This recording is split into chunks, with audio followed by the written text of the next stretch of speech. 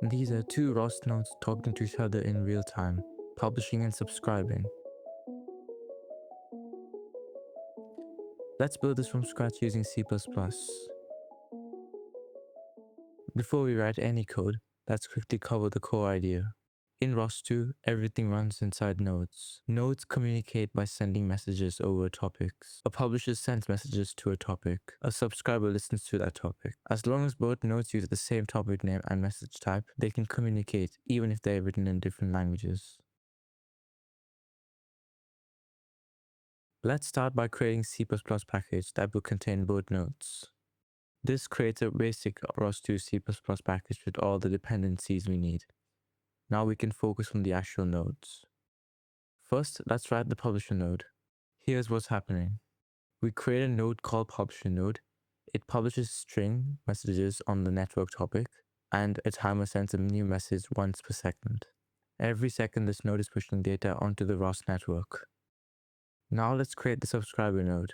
This node subscribes to the same network topic. Every time it receives a message, it prints it to the terminal. No polling, no manual checking. ROS handles delivery for us. To build these nodes, we need to tell ROS how to compile them.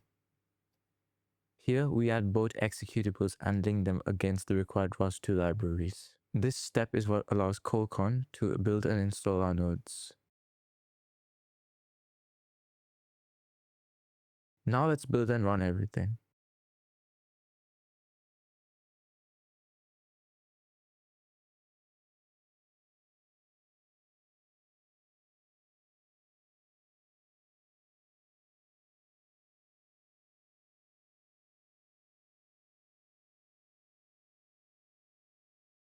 In separate terminals, we run the publisher and the subscriber.